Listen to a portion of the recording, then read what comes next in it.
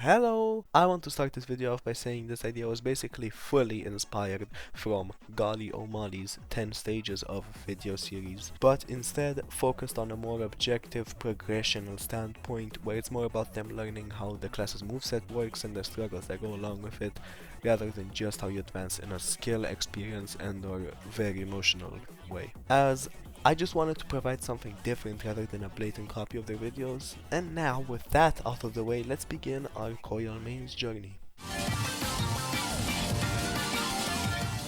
Usually, the start of a coil mains journey begins with them playing Phighting casually and enjoying their time playing the game as another class. But that's when they see other people playing coil and dominating every single lobby with MVPs and wins. They obviously get frustrated and decide to try them out, thinking, what could possibly go wrong, right? After all, they decided this game was fun and exciting, so let's try something new.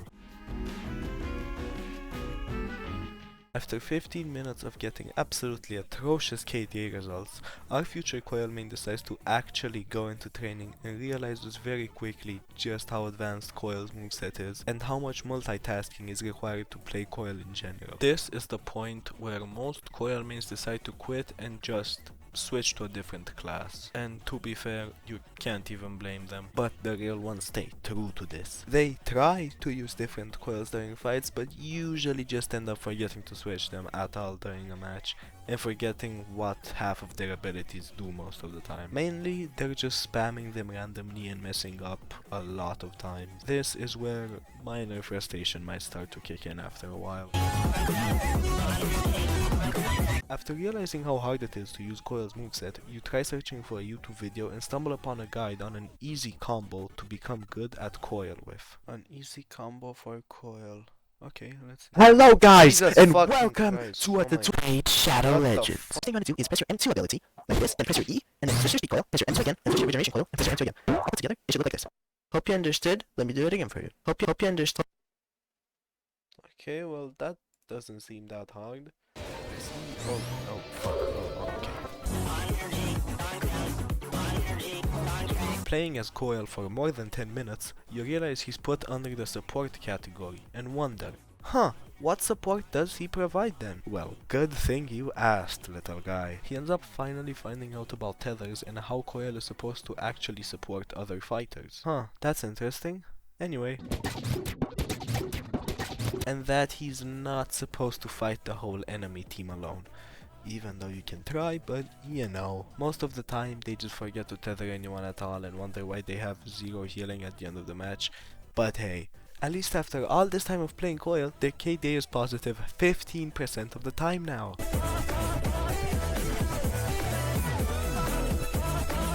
After approximately 2 seconds of pondering and a 5-match losing streak, you decide that coil is just not as easy to learn and master as you thought he was. You keep losing matches and crashing out at your teammates even if you were the worst player out there. It makes you reconsider this whole choice, but you've gone too far now, so you have to try and become better. You know that with enough practice you can get really good and maybe even start to get praised by other people. But you know it would definitely be a long road until there. After all, you can barely win anything right now. You might get the occasional good match, rarely, but either way you're slowly improving and that's really good.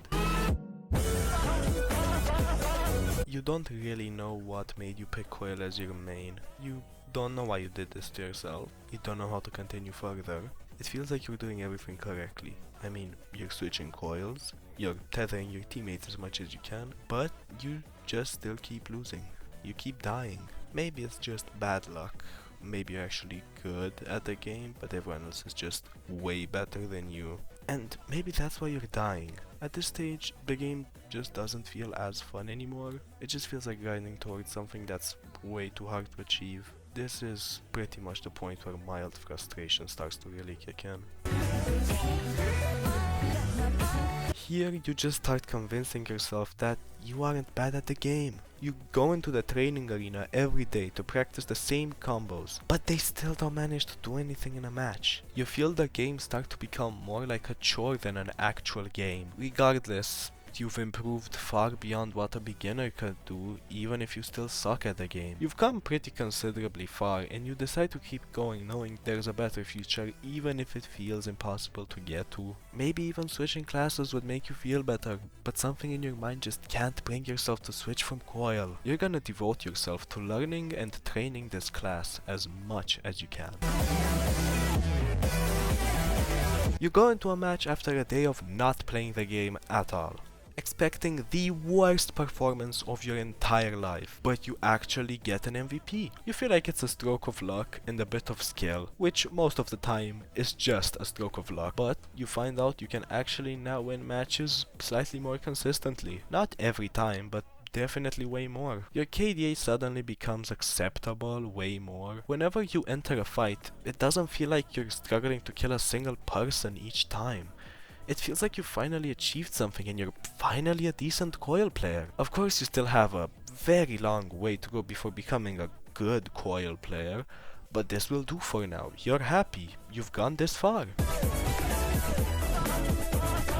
You decide to check the badges of the game out of pure curiosity and figure out a badge for coil exists like every other class. It's considered the hardest badge in the game by a lot of people for good reason, but personally you think that it honestly doesn't sound that bad. Cold snap. Kill a non-grabbed enemy with first life. What the fuck does that mean? Think use cross badge. Oh god, not this guy again.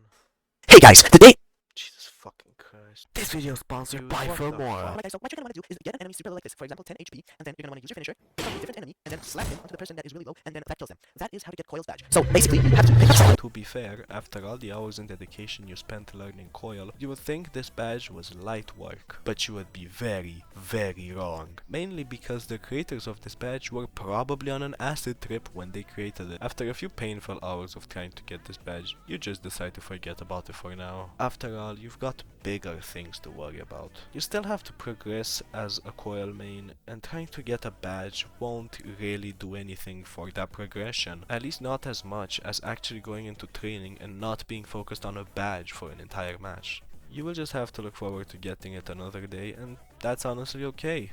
You don't have to do it on your first try.